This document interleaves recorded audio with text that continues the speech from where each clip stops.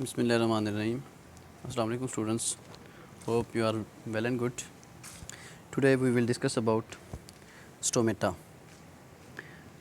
Stomata क्या होते हैं?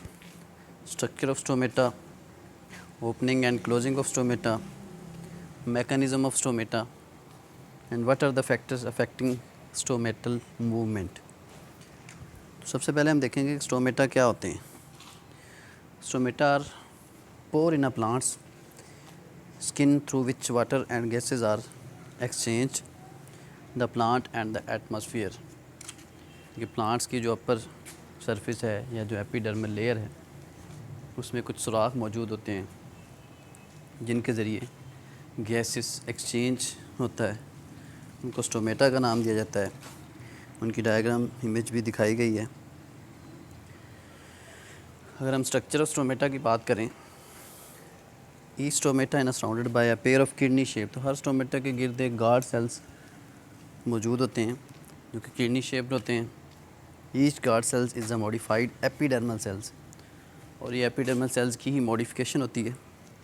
Showing a prominent nucleus, cytoplasm and plastids.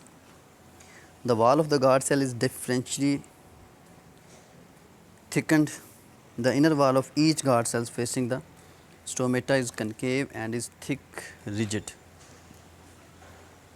इसमें इमेज में दिखाया गया है गार्ड सेल्स की स्टोमेटा ओपन कंडीशन में भी और स्टोमेटा क्लोज कंडीशन में भी. Opening and closing of stomata. Opening and closing of stomata takes place due to change in turgor pressure of guard cells. ये जो ओपनिंग एंड क्लोजिंग का process है ये गार्ड सेल्स में टर्जिडिटी की base पे होता है. टर्गर प्रेशर बढ़ता है या कम होता है. During the day water from subsidiary cells enter the guard cells making the guard cells fully turgid and the stomata open.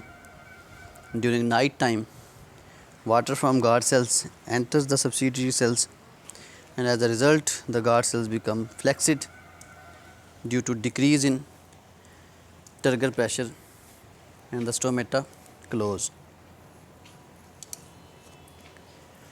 mechanism of stomata की जब हम बात करते हैं, many of theories have been proposed regarding stomatal opening and closing.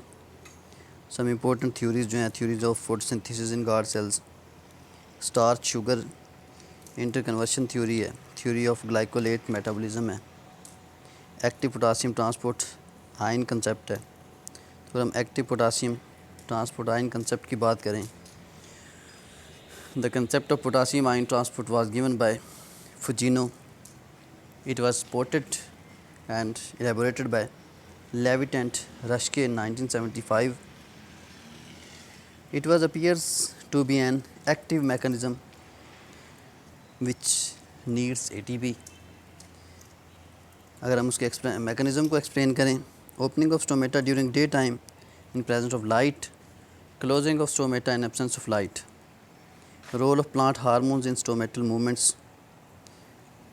Opening of stomata depends upon following conditions: presence of light, decrease in starch contents of guard cells, increased concentration of malic acid in guard cells, influx of potassium ions in guard cells, efflux of hydrogen ions from guard cells.